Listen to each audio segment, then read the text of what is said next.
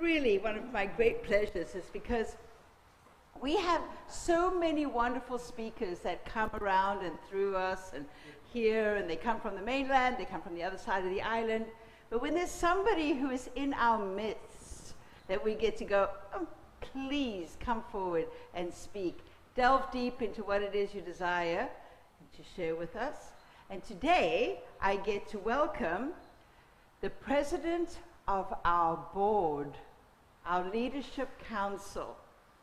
He's also been known as the guy with the big pumpkin head at the Trunk and Treats on Halloween. Please welcome up our beloved Dennis Alstrand.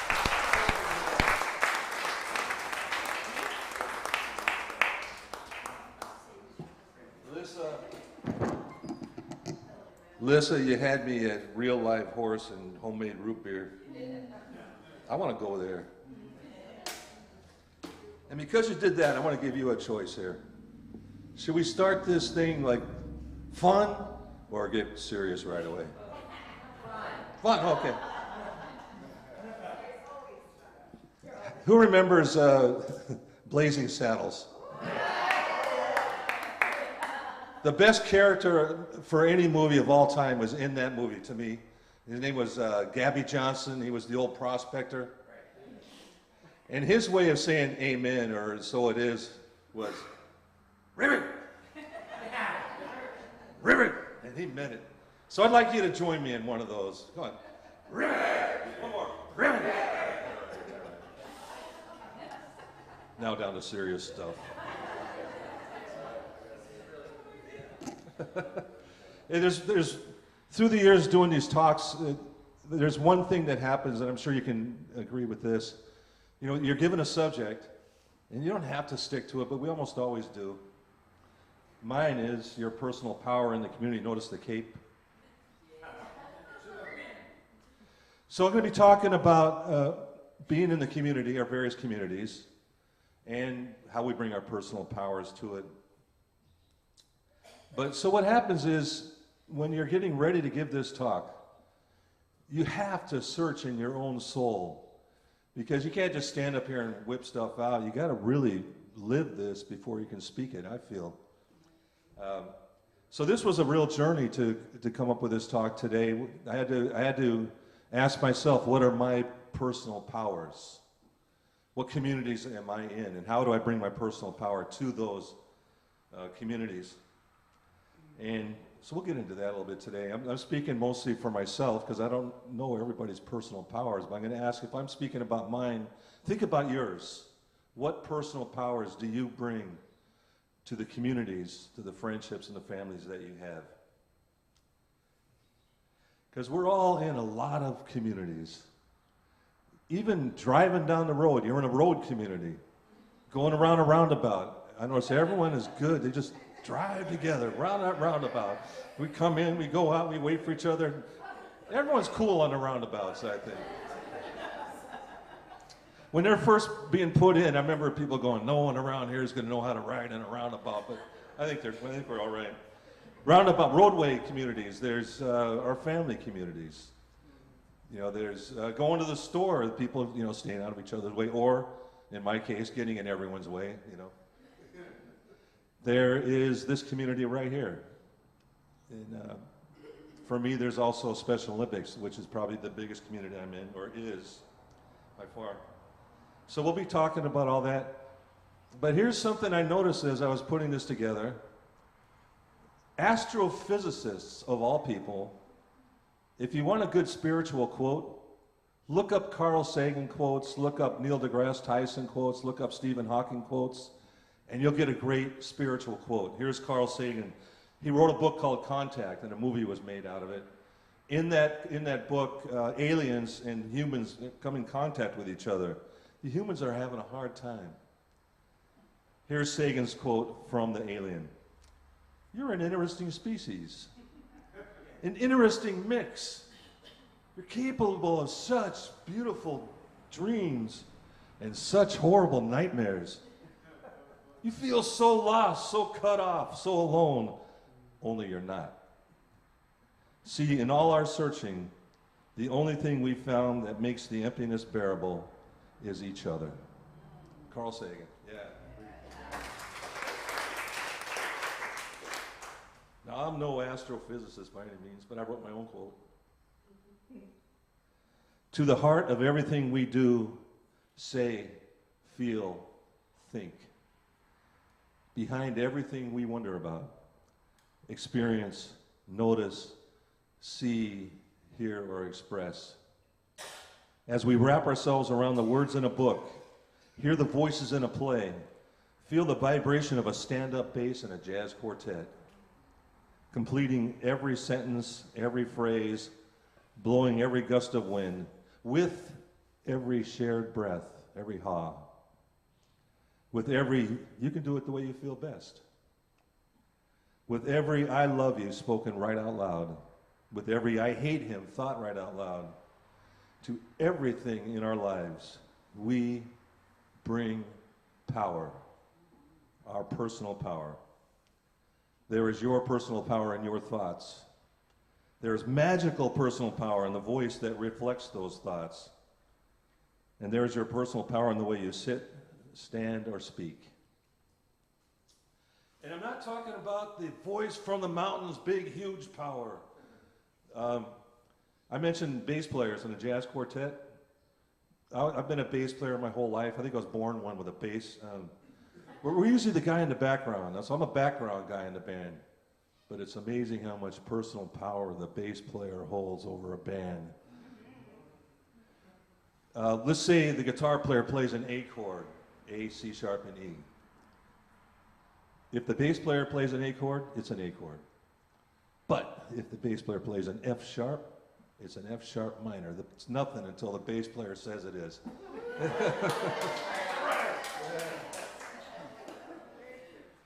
And that's true with all of us in our own ways. Let's say we're not the big mighty power from the mountaintop kind of guys. Let's say we're subtle. We're in the background. For those of you who are subtle and in the background, it's not an A until you say it is.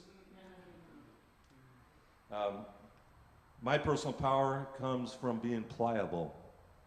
In organizations that I'm involved in, and I'll talk about this a little bit more, people that I work with, people that I have relationships, people that I talk to, I like to be pliable. I like to give them some power and then take it back, if I need to. We all give up our power at times, but it's all our power to take back. I'd like to tell a story. And I titled this story, Oh My Effing God. This is all about power. I said effing.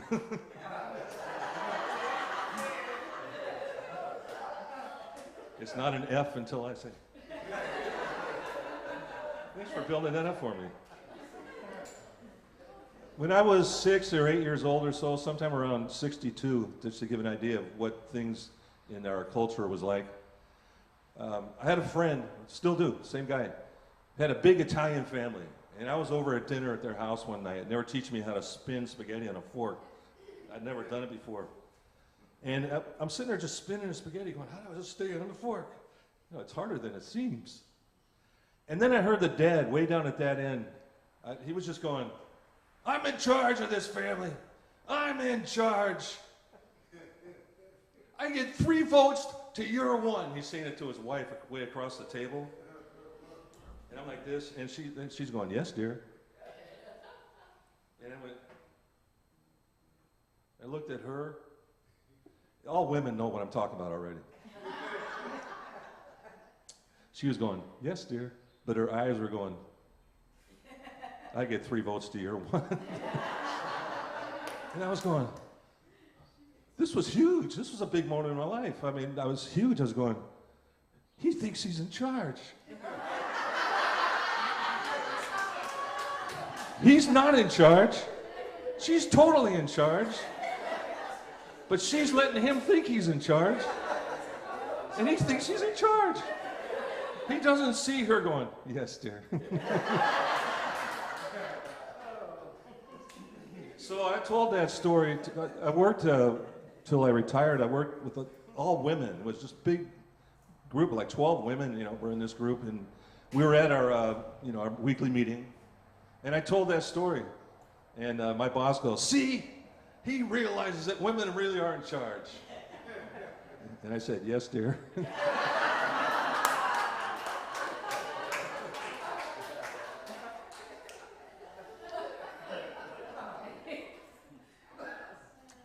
I asked Sandy to write to me about her communities. She's in some really cool communities, one especially, this one, but also another one that has to do with animals. She wrote to me, I have two communities where I feel accepted, with a feeling of comfort, camaraderie, energy, and purpose. When engaged within these communities with my friends and co-creators, I enjoy doing the work that we do, and we all feel that we're doing our best to create a better world through our contributions. I've seen that community in action. It's a lot of women it's called Action for Animals. A lot of women are involved, helping dogs, helping cats, helping all animals. I've heard their Zoom meetings. Every one of those women in that group brings power to it in their own ways. There's the leader, but she lets other people lead too. You have your section, you lead that section. I saw them putting together a big event that they had a few weeks ago. Everyone just working together. And then there was one lady that goes, yeah, I'm from New York, so part of my gruffness, everyone just ignored her and kind of went about their own job. For myself, the two biggest communities I'm involved in are this one here. A bigger one is Special Olympics, and I'm the head of a group of 50 athletes, volunteers, and coaches. It's a huge group to try to run and try to be in charge of, so I fortunately delegate. I give a lot of personal power to people that have grown to trust, to be coaches, to coach our athletes, and that's a huge thing to do, because I don't just let anyone do it. But once they show that they can do it, I just let them do it. I don't tell them anything that they can do. I'll go watch every once in a while. I'll ask the athletes how this coach is doing, and they'll let me know. There's no doubt about it. There'll be no holding back. So there's a case of, you could say I'm being in charge, and they would probably all say yes, dear, but being in charge, but letting people kind of do their jobs, and they do them well. So I'm really blessed to be there with Special Olympics. But this community here is a great community. We all respect each other is what I've found, and on the board or in here in the community. And what a great bunch of volunteers. You were mentioning them all earlier, Rev Bev. When you come in, everyone's bustling around like the brooms in, Sorcerer's Apprentice. Getting stuff done. And then, so when you come here, it's ready. The sound is ready, the video's going, the chairs are out, everything is up and ready and going. There's coffee ready for when we're done. Just magically happens. I used to go to the board meetings as just a member of the board, and I joined the board, and I go, what is my purpose for being on the board? I don't really know how to do anything. I can't fix anything, or, this beautiful floor, I couldn't have done anything like that, the doors. And they said, what you bring is a clear mind and organization, believe it or not. So I noticed that our meetings were taking a long time, because people would just start chatting, and I would start going, hey, it's 20 minutes, it's going to be an hour and a half, and we could be done by then. It seems like we're almost done, and someone would start talking for a long time about something. And that used to drive me nuts, because I like short meetings. Who doesn't? You like short meetings? Yeah. So I became president. Kathy asked me to become president. And I think it was to get the meetings under control. So I made it to where you got to tell me what you're going to say in the meeting, ahead of the meeting. You got to tell me how long it's going to take, and we're going to time it. So during the meeting, we would be sitting there. Okay, you got 5 minutes. Around 4:50, I'd be going, your time is done. If you got more to say, we're going to put it to the end of the meeting if some people stay around. So I was hoping, that was what I think I bring to the board, basically, as organization and meetings. I think I do it in a nice way. I don't think I'm a Hitler about it. But what about you? Whether this is your first time or your 1000th time, think of what you get out of coming here. You know, do you get a good message? I always do. Seems like every time you speak, Rev Bev, I'm getting even little things. Like she taught us how to walk downstairs once. And to me, at my age now, that's a big thing. Because I would plow up and down, come on, I stubbed my toe again, I fell down the stairs. Now I know to take it step by step, heel to toe. Little things. I get a lot out of this. I get a lot out of the people here. All the hellos and the hugs in the morning, on Sunday morning. And when you think about what you get out of this and out of this community, think about your personal power. What strengths do you bring? Your personal power might be to have a very soft voice. You might be concerned about what people think about you. That's personal power. A soft voice. There's some saying about that, where the soft voice, you know, brought down the mightiest man kind of thing. But whatever you bring your own personal power. And again, I'm not talking about speaking from the mountaintops and yelling and that kind of stuff. I'm talking about your power. When you came today, did you feel welcomed? Yeah? Yes? All right. That's one thing I like about this place. We all try anyway to go, you know, if there's a new person, we go try to meet them. And Harmony, in your case, I guessed your name. Because she wrote it down and I said. Astrophysicist Neil deGrasse Tyson. The most successful people in life recognize that in life they create their own love. They manufacture their own meaning. They generate their own motivation. And that's all of us. We generate our own motivation, create our own love. We create it. If you believe it, it happens. And that's one of the big tenets of this, I was going to say church, I don't like that word either. But this philosophy, this faith, if you believe it and if you have faith that it'll happen, it will happen. Stephen Hawking, we are all different. There's no such thing as a standard or run-of-the-mill human being, but we share the same human spirit. Now, speaking of human spirit, another story. I used to work with disabled people, physically and developmentally disabled. And there was a girl in a wheelchair. And my job was to drive a number of people home, so I was getting ready to go home at the end of the day. People are all coming outside, and it's raining. And I get her to the big van that we had with no lift. My job is to get her up under that seat. Sounds simple, right? Not really. Not today. So I got her like I'd done so many other days, and I picked her up. And right when I got her to the van door, she went like that. So the good thing to do would have been to put her back down and let her relax and try again. But no, I'm male. None of that stuff. We're going to power through this. So her arms are like this, and she's bigger than I thought she was. I'm going, you can get up in that van. And she went, ah! Now I'd like to take a moment to point out that I used to teach a class to these people that I worked with. In that class, I taught what happens if someone pulls your hair. If someone grabs you by the hair, what you do is you grab them by the wrist, and you push it towards your head. You push it towards your head, and because if you're pulling away, you know what's going to happen. So you push it towards your head, and you follow them around until they loosen up, and you let go. Did I do that? No, I did not do that. She grabbed me by the hair, just reached down and got a honk, and I went, ah! But at least she moved her arm. So I got her up on the seat, moved her around, and I leaned over on her backpack that was down on the floorboard. And then she had a little button toy.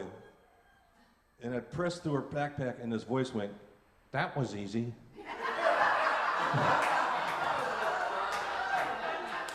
That was not easy. That's the hardest thing I've ever done. What do you mean that was easy? There's a moral to this story. I'm driving her home and I'm going, that was easy. Easy. Wait a second. That was easy. What a good thing to say before you're going to do something difficult. What a good thing to think before you like meet someone that you think is going to be difficult. Like, this person's always difficult when I speak to them. What if you went, it's going to be easy?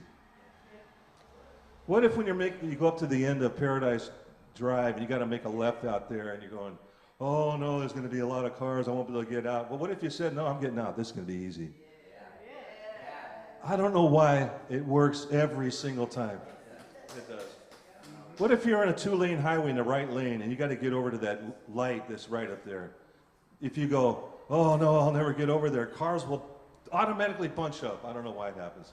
But if you go, yeah, I'll get over there, I got this, this will be easy. It happens. Cars will move out of your way, you zip right in. I don't know what it is, I don't know what you call it, but it works every time. Every time that you speak to someone else, you're in a conversation with someone, it's an interesting process. To me, it's a real interesting process that takes place. We're all different, totally different. We all come from different cultures, different backgrounds, East Coast, West Coast, Hawaii, everywhere. We come from everywhere. And we all think really differently. We all perceive what someone else is saying really differently. If I was to be speaking to you and I was going to tell you something, in my mind I would formulate the thought of what I want to say. Then I would formulate the words that I want to use. And not that I do this often enough, but I'd also think about how I'm going to present it. Should I do it with a smile? Arm up in the air? Seriously? You put it across to the other person, you say the words, and it goes through the atmosphere. Then it goes through to them. They hear what you said, they see how you said it. They translated it through their own cultural tunnel. And they either heard you right or they didn't hear you right. So it's interesting to me that so many people of so many backgrounds, I mean, like when I came in today, there's all these people were working and they're all talking to each other. It seems like such an easy thing to do, but when you think about it technically, there's so much that goes on in every conversation that we have, that if we respect the other culture, the culture of the other person, and it's why a lot of Howleys, a lot of white people had difficulties coming to Hawaii for the first time and speaking to Hawaiians and locals. Maybe we were the type that demands stuff to be done right now. I want that hamburger made, I want it done like this. You know, you're telling a local person that. They're not hearing, I want a hamburger made. They're hearing, Howley. Yeah. It's interesting to me, it's fascinating to me to think just about having a conversation. How much we get through with each other and how well we speak with each other, considering the cultures that we forgive each other or accept each other for. I love that aspect of speaking. You guys want to hear a silly story? We're getting towards the end here. I learned once that if you want to memorize a list, think of really silly things. Like, say, if I wanted to remember tomatoes and bananas, I would think of a tomato like with a big fake mustache walking down the aisle, you know, with a banana on his arm. Silliness works. Silliness works. For me, anyway. And so I realized as I would come here on Sundays, people would start saying all this cool stuff, and I would think in my mind, I feel really closed-minded. You know, I just feel like I got to open up, and I would try to figure out how to open up my mind. It wasn't always easy, you know, for me anyway. And so I thought, oh, let's do something silly, because silliness does work. So I created these mind flaps. They're kind of like those flaps people have on their campers when they go camping. They go like a sun flap right there. I got these mind flaps, and all I got to do, instead of trying to fight it, I just go flaps, open up, and they go, wow.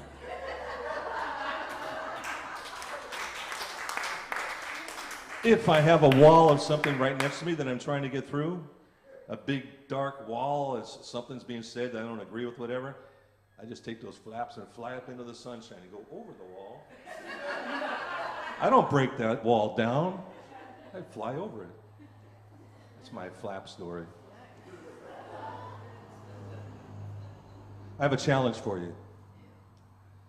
Think about what motivates you and how that drives your personal power, because it does drive your personal power. And you've got a lot of power, everyone. You've got a lot of power. What style of personality have you found that works for you? Are you a fast-talking go-getter? Do you speak softly and slowly? Both are equally good. Both are equally powerful. Do you have the strength to freely give your power to those around you with the knowledge that you can take it back? How do you look at people in general? Do you think like people are pretty cool? I do. I think people are almost all pretty cool, even on the road. I'm in the minority. So think about your personal power, because every time we speak to someone, we create magic together. And I will do all the above with my closing words here. You are a powerful person. You are a powerful person. Even if you don't wear a cape. Your power is totally individual. Bolstering that power is the knowledge that you are a part of everything. You are a part of everything. You can't not be a part of everything. You are a part of everything. A walking, talking, breathing part of the universe. You're a vital part of what's all around you. You're a totally vital part, because you make that F sharp an A if you feel like it. You give away that power only when you intend to. Every time you give away your power is because you intend to. And you're ready to reel it back in whenever you feel like making an F sharp minor. Thank you, folks.